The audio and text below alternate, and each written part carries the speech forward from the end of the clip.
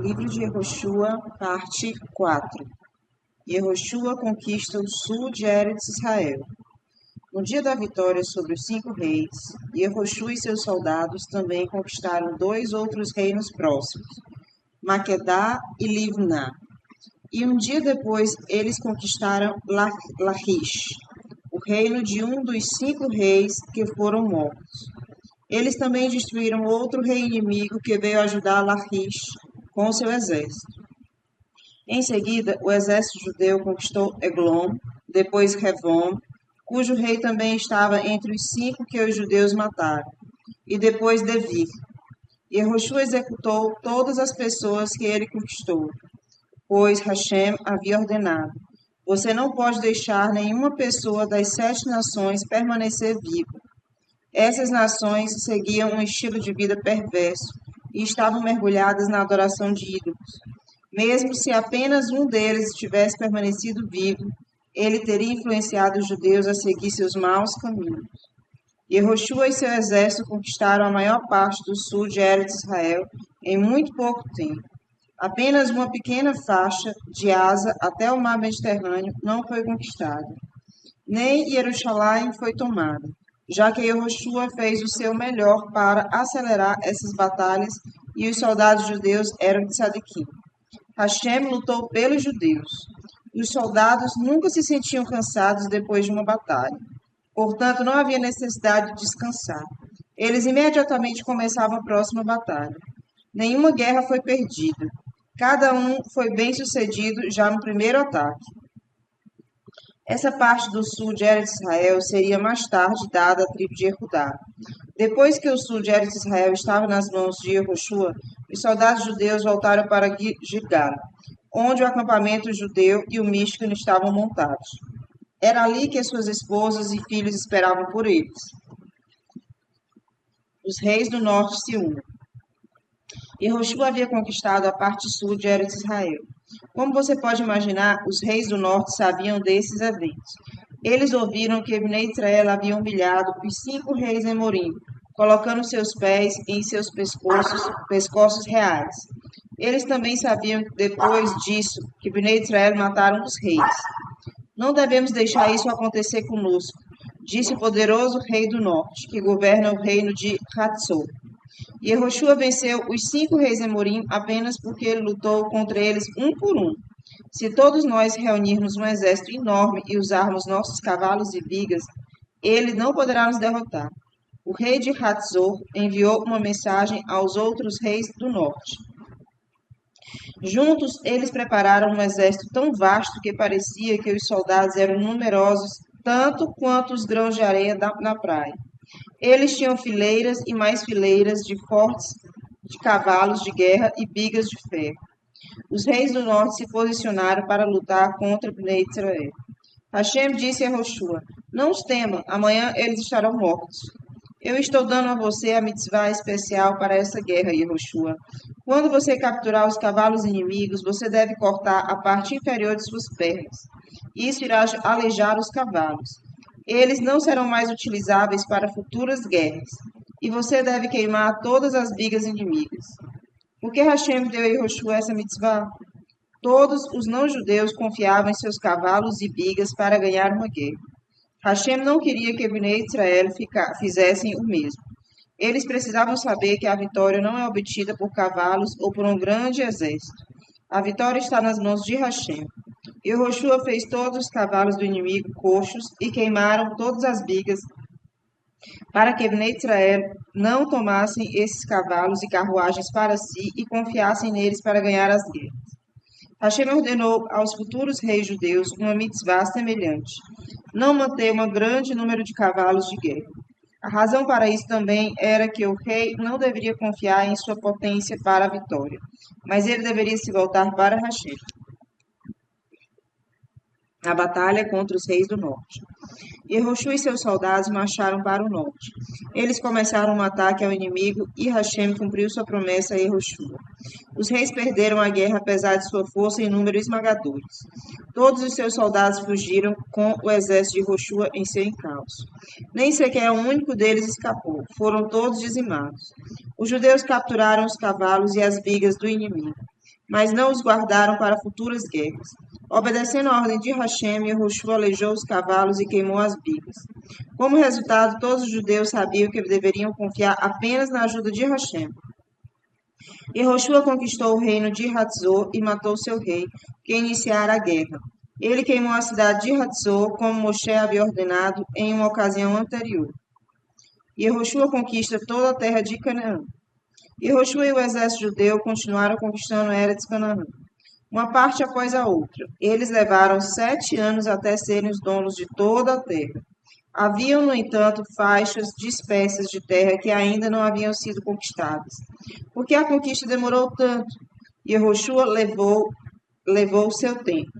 Hashem lhe disse: assim que você dividir Eretz Canaã entre as tribos, você morrerá. Yehoshua imaginou que se ele passasse mais tempo conquistando a terra, ele viveria mais tempo. Ele pensou: é melhor para os Bnei Israel que eu esteja vivo, pois assim eu irei me certificar de que eles manterão a Torá e as mitzvot.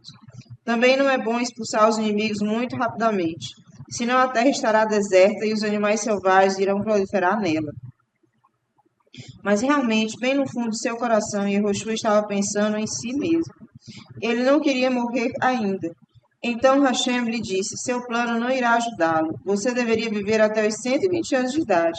Agora você morrerá 10 anos mais cedo do que decretara originalmente, porque você demorou nas guerras para conquistar Eretz Israel mais tempo do que o necessário.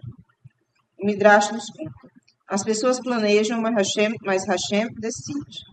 Rabi Yossi ben Halafta viveu durante uma época em que muitos romanos estavam interessados na Torá. Eles costumavam fazer perguntas aos sábios. Depois de se convencerem da verdade da Torá, muitos nobres romanos se tornaram guerim. Um dia, uma nobre romana perguntou ao Rabi Yossi ben Halafta: quanto tempo Deus demorou para criar o mundo inteiro? Ele criou tudo em 6 dias, disse Rabi Yossi. Mas isso foi há muito tempo, respondeu a senhora. O que ele tem feito desde então? Ele está desempregado? Não, disse Rabi Yossi. Deus está sempre ocupado. Ele decide a cada segundo o que deve acontecer no mundo. Ele decide, por exemplo, Reuven se tornará dono dessa propriedade. Shimon conseguirá essa casa. Levi ganhará 100.000 em um acordo. Itzaká sofrerá um prejuízo e perderá 2.000.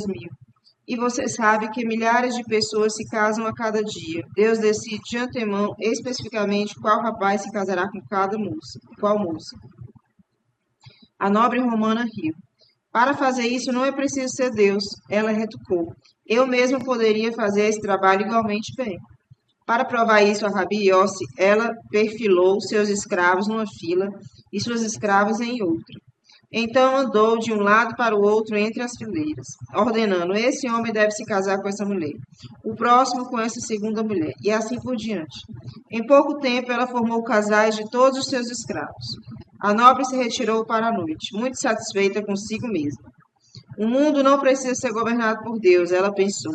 Ela também era capaz de fazer pelo menos algumas partes desse trabalho. Na manhã seguinte, ela foi rudemente despertada por berros e gritos vindos dos aposentos dos escravos. O que está acontecendo? Ela se perguntou em voz alta. Eu preciso descobrir. Quando ela estava andando pelo corredor, foi recebida por um de seus escravos que vinha mancando em sua direção. O que aconteceu com você? Ela perguntou. Oh, eu sou tão infeliz. Ele disse, gemendo. Eu não gosto dessa mulher que a senhora me forçou a casar. Nós tivemos uma enorme briga na noite passada. Eu tropecei e quebrei a minha perna. Logo a nobre notou um segundo escravo com o olho inchado, e ainda outro com a bochecha machucada. Onde quer que ela fosse, ela ouvia sons de gemidos, de brigas e insultos lançados um ao outro. Alguns dos casais estavam até jogando objetos uns contra os outros ou batendo uns nos outros. Parem, ela gritou assustada. Eu estou cancelando minhas ordens de ontem. Vocês não estão mais casados um com o outro. A nobre chamou Rabi Yossi bar Halafta. Como você estava certo, ela disse. Agora vejo que Deus corre pelo mundo todo. Tudo o que a sua Torá diz é verdade. O trabalho de casamenteiro é tão difícil quanto dividir o Yansuf, explicou Rabi Yossi. Só Deus pode fazer isso. As pessoas pensam que comandam o mundo. Elas fazem todo tipo de planos sobre o que querem realizar. Mas realmente Hashem está no comando. Ele decide exatamente o que acontecerá todos os dias no mundo, e somente o plano dele se torna realidade. Yehoshua vence a guerra contra os 31 reis. Antes de Yehoshua estar prestes a atacar um reino, ele sempre enviava ao rei uma mensagem: estamos dispostos a fazer as pazes com você, se você apenas observar as 7 mitzvot de Bnei Noah e nos pagar impostos. Nenhum dos reis de Canaã queria fazer isso. Eles eram Rechaim, cujo tempo de punição havia chegado. Já que Hashem queria que eles morressem por seus numerosos pecados, ele os impediu de levar a oferta de Yehoshua a sério. Similarmente, o perverso faraó no Egito e seu povo não levaram as advertências de Moshe a sério. Hashem fez isso para que eles fossem atingidos por uma praga depois da outra, porque eles eram muito maus. Eles não mereciam mais do que isso. Pergunta: por que havia tantos reis em Eretz Canaã? Resposta: durante a época de Moshe e Yehoshua, todos os governantes do mundo sabiam que Eretz Canaã era a terra mais bonita e frutífera do mundo. A menos que um rei possuísse alguma terra em Eretz Canaã, ele não era considerado importante. Portanto, cada rei tentou adquirir um pequeno reino em Eretz Canaã. Foi um milagre Yehoshua ser capaz de derrotar tantos reis. Ele matou cada um deles junto com o seu primeiro-ministro. Eles eram todos Rechaim e o mundo se tornou um lugar melhor sem eles. O livro de Yehoshua registra o nome de todos os reis. A lista é escrita na forma de uma música poética, como segue. O rei de Jericó era um. Você se lembra de Jericó, cuja muralha caiu? O rei de Ai era um. Você se lembra de como Ai foi capturada em uma emboscada? O rei de Jerusalém era um. O rei foi morto, mas a cidade de Jerusalém só seria conquistada mais tarde. O rei de Hesbon era um. O rei de Yarmut era um. O rei de Larish era um. O rei de Eglon era um. O rei de Gezer era um. O rei de Devir era um. Os últimos 6 reinos caíram quando Yehoshua conquistou a parte sul de Eretz Israel. O rei de Geder era um. O livro de Yehoshua não nos diz quando esse rei e alguns dos próximos foram conquistados. O rei de Hormá era um. O rei de Arad era um. O rei de Livna era um. O rei de Adulam era um. O rei de Maquedá era um. O rei de Bet-El era um. O rei de Tapua era um. O rei de Hefer era um. O rei de Afek era um. O rei de Lacharon era um. O rei de Madon era um. O rei de Hatzor era um. O rei de Shimon Meron era um. O rei de Hatzaf era um. O rei de Tanar era um. O rei de Megido era um. O rei de Kedesh era um. O rei de Iocanean de Carmel era um. O rei de Dor de Naftdor era um. O rei de Goim em Gilgal era um. O rei de Tisra era um. Estes são os 31 reis. Embora ainda houvesse algumas partes da terra que não foram conquistadas, os cananitas não ousaram mais iniciar uma guerra contra o rei de Israel. O Midrash nos conta. Esses 31 reis sobreviveram desde o tempo de Abraham. Quando Abraham tinha 100 anos e Sara 90, eles tiveram um bebê. Muitas pessoas que ouviram falar disso não acreditaram. É impossível para uma mulher nessa idade ter um bebê, disseram eles. Abraham e Sara devem ter inventado uma história. Eles adotaram um bebê e agora estão dizendo a todos que ele é o filho de Sara. Abraham sabia que as pessoas estavam dizendo. Quando o filho Isaac tinha 2 anos de idade, Sara disse a Abraham que a criança estava pronta para ser desmamada. Abraham sugeriu: vamos fazer uma festa e convidar muitas pessoas importantes. Diremos às suas esposas para virem também. Deixe-as assistir você amamentar nosso bebê. Quando elas virem você alimentando com seu próprio leite, acreditarão que ele é nosso filho. Talvez eles até desistam de servir a ídolos e comecem a servir a Hashem. Eles verão como Deus recompensa aqueles que o escutam. Entre os convidados importantes da festa de Abraham estava o gigante Og e os 31 reis de Eretz Canaã. Deram uma olhada em Isaac e imediatamente começaram a menosprezar a criança pequena e de aparência frágil. Afinal, seus próprios filhos nasceram imensos e fortes. Como podem os descendentes desse fracote herdar Eretz Canaã? Eles zombaram. Abraham está fazendo falsas alegações. Hashem decidiu. Eles ainda viverão para ver a minha promessa se tornar realidade. Og será morto por Moshe, e os 31 reis por Yehoshua. E isso que esses 31 reis sobreviveram, e foi por isso que esses 31 reis sobreviveram até os dias de Yehoshua. O Midrash nos conta. Hashem entrega seus louvores aos outros. Hashem age exatamente da maneira oposta de um rei humano. Normalmente, um rei envia seus generais e soldados para a guerra. E, se eles vencerem, voltam para honrar o rei com uma coroa especial de vitória e cantam seus louvores. No entanto, durante toda a guerra, ele permanece confortavelmente em seu palácio. Hashem faz exatamente o oposto. Ele luta as guerras dos Bnei Israel. Então, ele escreve na Torá que foram eles que foram vitoriosos. Hashem matou os poderosos gigantes Sihon e Og, mas ele ditou para Yehoshua escrever no livro de Yehoshua. Moshe, o servo de Hashem, e Bnei Israel derrotaram eles. Da mesma forma, Hashem lutou nas guerras de Yehoshua. Em algumas delas, ele realizou milagres abertos, como quando fez chover grandes pedras de granizo sobre os reis Emorim.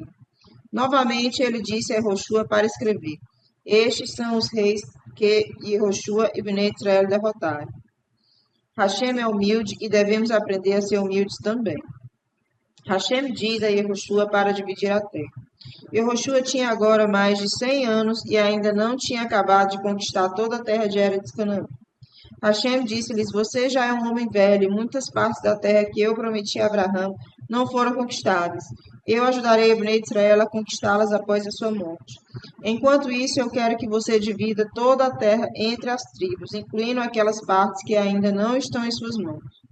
Pergunta: por que Hashem ordenou a Yehoshua que dividisse até mesmo aquelas partes de Eretz Canaã que ainda não foram conquistadas?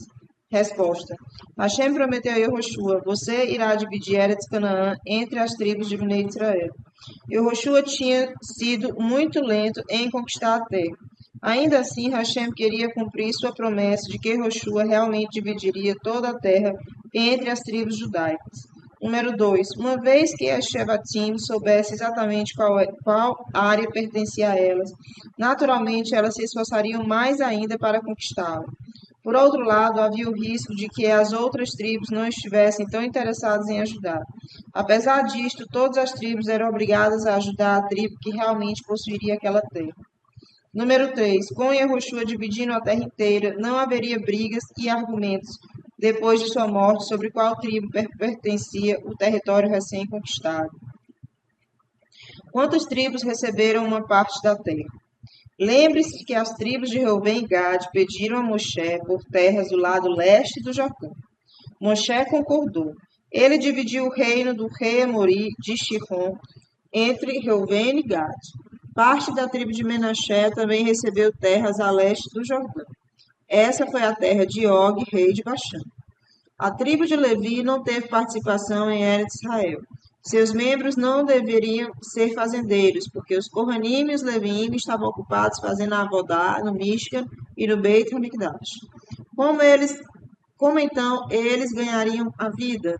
Eles viveriam das Terumot e Maasarot, as partes da colheita que Hashem ordenou aos Bnei Israel que pagassem a eles por servirem no Beit HaMikdash.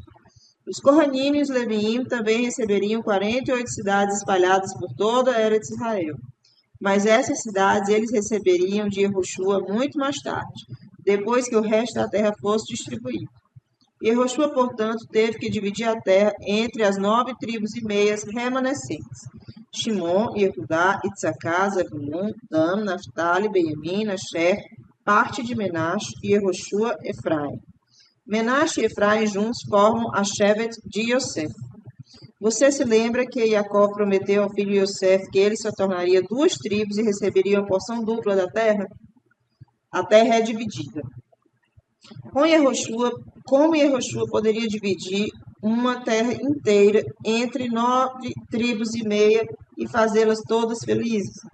E se algumas delas achassem que não receberam uma parte justa? A resposta é que, a fim de evitar quaisquer sangramentos, Hashem decidiu qual parte de cada tribo receberia. Yehoshua lançou um goral, sorteio, e o goral revelaria a escolha de Hashem. Para convencer as pessoas de que o goral foi decidido por Hashem, o Cohen Gadol, Elazar, filho de Aharon, recebeu exatamente a mesma mensagem de Hashem, mas por meio diferente. Elazar estava na frente de Yehoshua e todo o Bnei Israel. Ele estava usando as 8 vestes do sumo sacerdote. Uma delas era o Roshen Mishpat, peitoral, em cujas dobras estava escondido o Urim e Tumim, um pergaminho contendo o grande nome de Hashem. As letras do nome de uma Shevet se acendiam no Roshen. Elas não estavam em ordem. Então Elazar, com seu Ruach HaKodesh, organizava as letras para soletrar o nome da Shevet. Por exemplo, as letras Beit, Lamed, Zain e Nun se iluminaram. Elazar soletrou Zevulun. Então as letras Raf, Yain, Vav se iluminaram. Então Elazar gritou: Aco, a Shevet de Zebulun receberá terras da área de Aco. Em seguida, Yehoshua preparou o sorteio. Na frente de Yehoshua havia 2 urnas. Uma continha 10 pergaminhos, 9 dos quais tinham o nome de uma Shevet, enquanto que o 10º dizia Meia Shevet Menash. Na segunda urna havia outros 10 pergaminhos. Em cada uma estava escrito o nome de uma região diferente da terra. Um homem foi designado para misturar os pergaminhos em cada urna, para que ninguém reclamasse e dissesse que Yehoshua sabia onde estava cada pergaminho.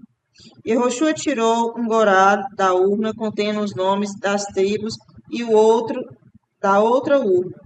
Ele abriu os 2 e adivinhe, um mostrava Zevulun e a outra mostrava Aco. Toda vez que o goral mostrava exatamente o mesmo que Elazar acabara de anunciar. Um outro milagre foi que o próprio goral dizia: a área em torno de Aco, pertenço a Shevet de Zebulun. Mais tarde, o nasci de cada tribo dividia a terra em que seu Shevet recebeu entre as várias famílias da tribo. Ele cuidava para que cada família recebesse uma parte justa de acordo com seu tamanho. Caleb pede Hebron. Quando Yehoshua estava dividindo a terra, Caleb ben Yefuné, o nascido da Shevet de Yehudá, aproximou-se dele. Ele foi acompanhado por vários outros de sua tribo. Caleb estava entre os espiões que Moshe enviou para investigar Eretz Canaã. Ele e Yehoshua elogiaram Eretz Israel, enquanto que os outros 10 espiões falaram Lashon Hará sobre a terra. Caleb tinha agora 85 anos, mas ainda era forte e energético como jovem. Caleb lembrou a Yehoshua: Moshe fez uma promessa para mim. Você se lembra que, 45 anos atrás, quando Moshe nos enviou para espionar a terra, eu fui a Hebron, para a gruta de Macpelá, onde nossos antepassados estão enterrados. Lá eu fiz a tefilá para Hashem, para que ele me ajudasse a suportar a influência maligna dos 10 espiões. Durante toda a viagem eu fingi concordar com o plano deles. Mas depois que voltamos e os espiões criticaram Eretz Canaã, eu me levantei e disse a verdade para o povo. Não acreditem no relato dos espiões, a terra é muito boa e Hashem nos ajudará a conquistá-la. Naquela época, Moshe jurou para mim, já que você foi leal a Hebron como sua propriedade, pois você foi rezar ali, ela será sua. Agora quero pegar Hebron para poder viver e morrer na cidade sagrada onde nossos antepassados estão enterrados. Eu tenho um pedido adicional. Hashem não só me permitiu viver até esse momento, mas também me deu força excepcional. Mesmo que eu tenha 85 anos, sou tão vigoroso quando tinha 40. Isso certamente não é por acaso.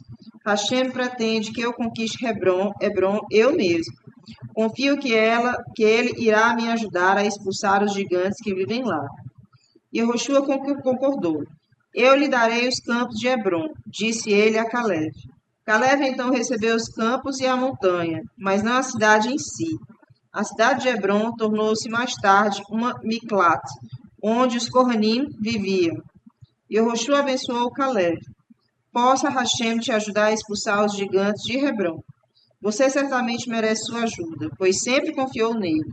Que você nunca se prejudique com um Ainará, mal olhado causado pela inveja, embora todos possam ver o quão forte você é na sua velhice. Que sua força permaneça com você. De fato, Caleb mais tarde conseguiu expulsar os poderosos gigantes de Hebron, mas isso aconteceu após a morte de Jehoshua. Nós iremos Yetzer Hashem descrevê-lo no livro de Shoftim. A Shevet Yehudá recebe uma parte da terra. A primeira Shevet a receber sua terra foi a tribo de Yehudá. Tanto Urim, Betumim quanto Goral escolheram o nome Yehudá. Sua terra estava na parte sul de Eretz Israel. Porque a Shevet Yehudá foi a primeira a receber sua porção de terra. Yehudá sempre foi a principal tribo. Os reis judeus eram descendentes dessa Shevet. Foi a primeira das Degalim, bandeiras, a percorrer o deserto na época de Moshe. O Nasci de Yehudá, Nachshon ben Abinadab, foi o primeiro a oferecer korbanot no novo Misbeah, no Mishkan, no deserto. Os campos ao redor de Hebron, que foram entregues a Caleb, estavam localizados no meio da porção de Yehudá. Hashem planejou isso especialmente para que o Nasci de Yehudá não possuísse um pedaço de propriedade longe de sua tribo. Caleb era nascido da Shevet de Yehudá. A cidade de Jerusalém também estava na terra de Yehudá. O povo da tribo de Yehudá estava ansioso para conquistar a cidade sagrada. No entanto, era habitada por uma família chamada Yebus, cujos membros eram netos do rei Abimelech. Por causa disso, Bnei Israel ainda não conseguiram conquistá-la. Por que não? Vamos olhar a história do livro de Bereshit. A promessa de Abraham ao rei Abimelech. Depois que Hashem destruiu a perversa cidade de Sedom, Abraham pensou: esta parte da terra está agora deserta. Não há viajantes que eu possa convidar para minha tenda para oferecer-lhe uma refeição e ensiná-lo sobre Hashem. Ele disse a Sara: vamos nos mudar para o sul. Abraham e Sara empacotaram seus pertences e mudaram sua tenda para Gerar, onde os filisteus moravam. Logo depois, Abimelech, o rei dos filisteus, sequestrou Sara. Ele queria essa linda mulher para si, mas Hashem protegeu Sara e puniu o rei e sua casa, que foram todos atingidos por uma praga. Como resultado, o rei Abimelech libertou Sara. Ele deu a Abraham muitos presentes valiosos para que Abraham não se zangasse com ele. Ele até deu sua filha a Sara como serva, dizendo: é melhor que minha filha viva como serva na casa de Abraham do que como princesa no meu palácio. O faraó também havia dado sua filha Agar como serva para Sara, com a mesma explicação. O rei Abimelech disse a Abraham e a Sara que eles eram bem-vindos em sua terra. Eles, no entanto, preferiram se afastar. Pouco tempo depois, Isaac nasceu de Abraham e Sara. O rei Abimelech ficou surpreso.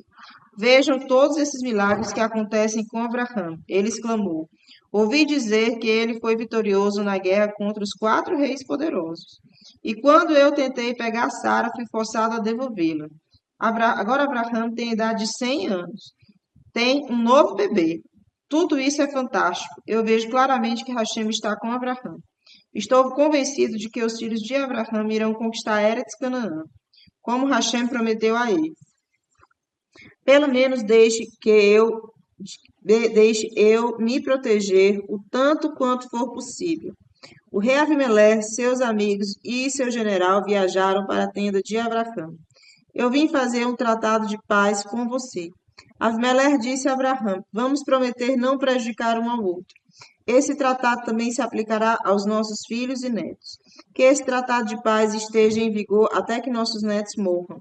Eu não estou preocupado com o que acontecerá depois desse tempo.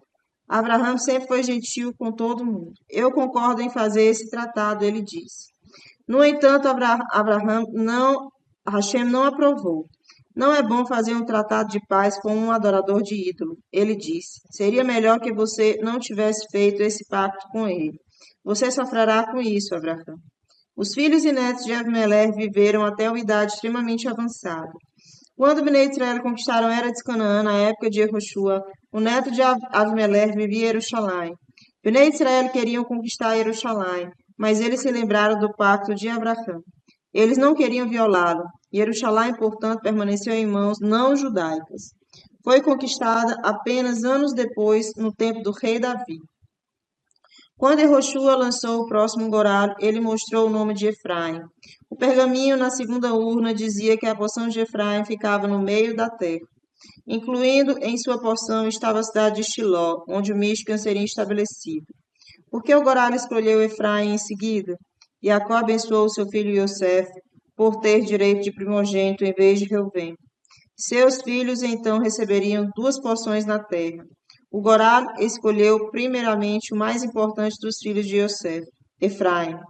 Os membros de Efraim não expulsaram todos os cananim de sua região ou os eliminaram. Talvez eles sentissem que não era forte o suficiente para fazer isso. Alguns cananim permaneceram na cidade de Gezer e tornaram-se servos da Shevet de Efraim. Bnei Efraim deveriam ter se esforçado mais para afastar os cananim. Mais tarde, eles foram uma má influência sobre os judeus.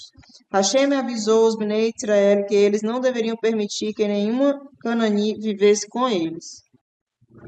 Metade da tribo de Menache recebe sua porção. A próxima tribo a ser escolhida pelo Gorar era a metade da tribo de Menache. A porção de Menache ficava no norte de Efraim.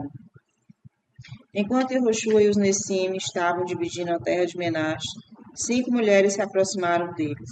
Nós conhecemos essas senhoras de antes. Elas eram Mahla, Noa, Cogla, Milca e Tirza, as 5 filhas de Tselofehad. Você se lembra delas? Elas haviam pedido a Moshe permissão para receber uma porção de terra em Eretz Israel, já que elas não tinham irmãos.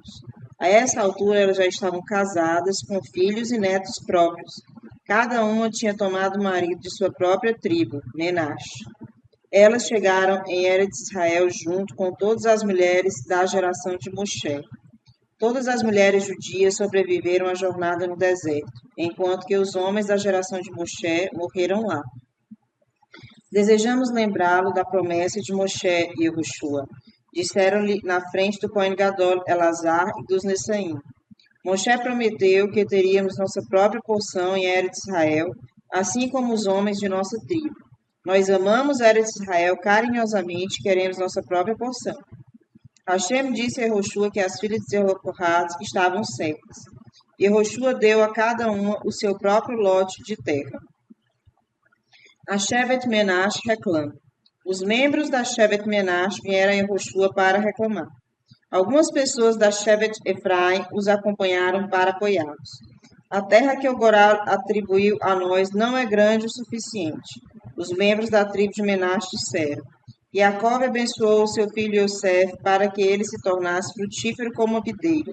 Nós somos descendentes de Yosef e sua bênção mais do que se tornou realidade. Veja, agora, contamos com mais de 20.000 homens, além do que tínhamos em Yetziat Mishraim.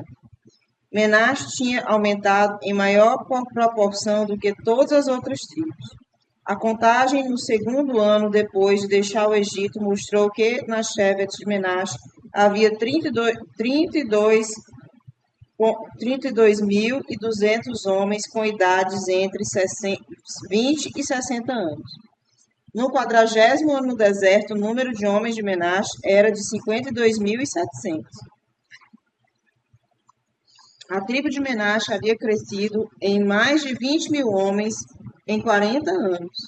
Yehoshua respondeu para Shevet Menache, eu não posso mudar o Goral. Por favor, não reclame, o que Hashem faz é justo. Eu posso, como sempre, dar-lhe um conselho. Eu vejo que você só se estabeleceu naquelas partes onde os cananim construíram casas. Na verdade, você possui uma grande área de montanhas que não deve ser muito difícil para uma grande tribo como a sua derrubar as árvores. Você poderá, então, se instalar em todas aquelas colinas. Bnei Menache responderam, mesmo se formos desmatar toda a floresta de nossas montanhas, ainda não teremos espaço suficiente para nos assentar. Nós sabemos o que você nos dirá a seguir. Ataquem os Perizim e os gigantes de Efraim, que vivem no vale ao lado dos bosques. Eles são das 7 nações que devem ser destruídos. Então você terá muito espaço. Nossa resposta, Yehoshua, é que não podemos expulsar esses não-judeus. Eles são muito fortes e estão armados com bigas de ferro. E Yehoshua respondeu: Você não me disse antes que tem um grande número de homens? Há força nos números. Depois de cortar as árvores das montanhas, você estará em um lugar mais alto do que os Perizim e os gigantes Refaim. Aquele que é mais alto geralmente ganha sobre o inimigo no vale, mesmo que esse inimigo esteja equipado com bigas de ferro. Tome coragem e derrote esses não-judeus agora. Se você os deixar lá, você terá problemas piores depois. Bnei Menash e seus irmãos da Shevet Efraim ficaram sem conseguir dar uma resposta. Parecia que Yehoshua estava certo. Hashem havia ordenado que matassem ou mandassem embora todos os não-judeus que viviam na terra. Certamente ele os ajudaria a superar os Perizim e os gigantes Refaim. Yehoshua acrescentou: Há outra coisa que eu quero lhe dizer. No futuro, não ande por aí anunciando publicamente que a sua Shevet aumentou bastante. Você sabe que sempre há pessoas invejosas. Elas podem te dar uma inará, um mal olhado. O melhor é ficar quieto sobre as bênçãos de alguém. Dessa forma, você não desperta o ciúme nem o desejo das pessoas lhe fazerem mal. Obrigado, Yehoshua, respondeu Bnei Efraim. Uma pessoa deve, de fato, tentar evitar o Ainará, mas estamos bastante confiantes de que não seremos prejudicados, mesmo que alguém nos olhe com o Ainará. Shevet Yosef recebeu uma bênção especial de Jacó, que nenhum Ainará prejudicaria seus membros. Um Ainará pode ferir os outros. O Talmud diz que uma pessoa nunca deve olhar para o campo do vizinho quando ele estiver cheio de colheita madura. Ela poderia estar dando a ele a inará. Da mesma forma, devemos evitar olhar para uma bela casa ou posses de alguém. Talvez em nossos corações sentimos inveja e demos a ele a inará. Certamente não queremos prejudicar outro judeu, não é mesmo?